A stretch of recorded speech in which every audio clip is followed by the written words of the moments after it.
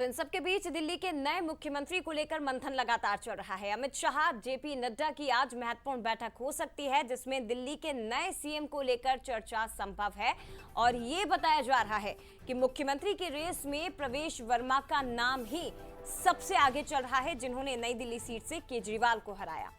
तो देखिए, दिल्ली भारतीय जनता पार्टी लगातार अब काफी ज्यादा एक्टिव इसलिए भी नजर आ रही है क्योंकि एक और बड़ी जीत मिली है और ऐसे में ये भी माना जा रहा है कि आज बैठक भी होगी। और इसके अलावा बीजेपी के अध्यक्ष वीरेंद्र सचदेवा आज जीते हुए विधायकों से मिलने भी वाले हैं। तो सीएम की रेस में फिलहाल प्रवेश वर्मा का नाम सबसे आगे है, लेकिन दिल्ली का मुखिया कौन होगा, इस पर आज एक बड़ी बैठक संभव है। और इस बैठक में चूंकि दिग्गजों का जमावड़ा होगा, तो ये माना जा रहा है कि ये बैठक एक मुख्य उद्देश्य के साथ आगे बढ़ेगी कि दिल्ली की कमान किसे दी जाए। चलिए आपको बताते हैं कि दिल्ली का नया मुखिया कौन हो सकता है। नामों की रेस में कई नाम सामने हैं। प्रवेश वर्मा, जिन्होंने केजरीवाल को हराया और इसलिए सबसे प्रबल दावेदार मुख्यमंत्री की रेस के लिए माने जा रहे हैं। इधर दूसरी तरफ मनजिंदर सिंह सिरसा, ये भी मुख्यमंत्री की रेस में है। वीरेंद्र सचदेवा, जो प्रदेश अध्यक्ष हैं दिल्ली बीजेपी के, ये भी मुख्यमंत्री के रेस में बताए जा रहे हैं। हालांकि मनोज तिवारी, जो पूर्वांचल से आते हैं, सांसद हैं दिल्ली से, और इसीलिए इनका नाम भी रेस में शामिल है। लेकिन इसके अतिरिक्त हर्ष मल्होत्रा और बांसुरी स्वराज, ये भी सांसद ही हैं। तो क्या एक सांसद दिल्ली की सत्ता पर काबिज होगा, या ये कहा जाए क्योंकि प्रवेश वर्मा सबसे प्रबल दावेदारों में से एक हैं, और ऐसे में राजनीतिक और सियासी समीकरणों के साथ जातिगत समीकरण को भी साधने की कोशिश बीजेपी कर सकती है। लेकिन समझने की कोशिश हम करेंगे। हमारे साथ न्यूज हेड शरद द्विवेदी जी इस वक्त फोन लाइन पर जुड़ गए हैं। शरद जी, सबसे प्रबल दावेदार प्रवेश वर्मा, क्योंकि नई दिल्ली सीट से सबसे बड़े चेहरे आम आदमी पार्टी के केजरीवाल को हराया गया है, लेकिन क्या पार्टी इस पर मुहर लगाएगी या कोई और अन्य नाम जिस पर विचार कर सकती है? जया, इसका जवाब तो अमित शाह जी दे सकते हैं। इसका जवाब ना मेरे पास है ना आपके पास है। हम अनुमान लगा सकते हैं और वही काम आप और हम यानी मीडिया कर रहा है। और निश्चित तौर पर प्रवेश वर्मा सबसे आगे हैं।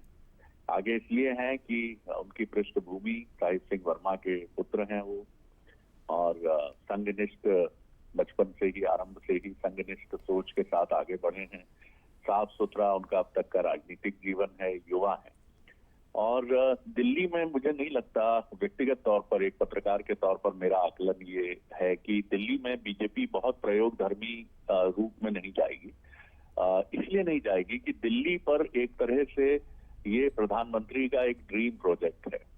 यानी दिल्ली में जो कुछ भी होगा वो बीजेपी की टॉप लीडरशिप, अमित शाह जी, नरेंद्र मोदी जी, क्योंकि 27 साल बाद एक अवसर मिला है और ये कर दिखाने की चुनौती है कि देखिए हमने नतीजे देने शुरू कर दिए। तो यहाँ किसी ऐसे व्यक्ति को चुनना जो जातिगत समीकरण, हालांकि ये बात सही है कि पूर्वांचल के लोगों की संख्या को देखते हुए मनोज तिवारी का नाम भी महत्वपूर्ण है। और चूंकि बिहार में चुनाव है आने वाले समय में, तो एक इक्वेशन वहां से भी जुड़ता है कि क्या किसी पूर्वांचल के व्यक्ति को दिल्ली में मौका देके बिहार को भी साधने की कोशिश की जा सकती है। लेकिन सवाल फिर वही आता है कि इससे बीजेपी को कितना और कैसे फायदा होगा। तो मुझे लगता है कि प्रवेश वर्मा ही वो सबसे संभावनाशील नाम है।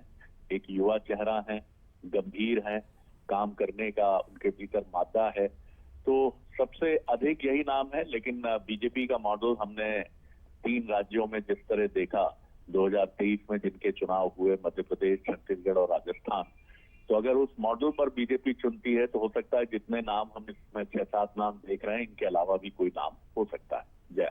निश्चित तौर पर बहुत महत्वपूर्ण बात, क्योंकि युवा चेहरा है तो ये सबसे ज्यादा आगे उन्हें करता है। और मुझे याद है कि कल जब कार्यकर्ताओं को संबोधित प्रधानमंत्री कर रहे थे, तब भी उन्होंने इसी बात को दोहराया था कि मैं चाहता हूं कि 1 लाख युवा राजनीति में आगे आए और हम उन्हें मौका देंगे। और ऐसे में प्रवेश वर्मा, जो पूर्व मुख्यमंत्री के बेटे भी हैं, एक बड़ी जीत दर्ज करी है बीजेपी ने, तो उसमें सबसे बड़ा योगदान प्रवेश वर्मा का भी माना जाएगा और इसलिए वो प्रबल दावेदार भी मुख्यमंत्री की कुर्सी के लिए माने जाते हैं। फिलहाल शुक्रिया आपका शरद जी, तमाम जानकारी के लिए और बातचीत के लिए।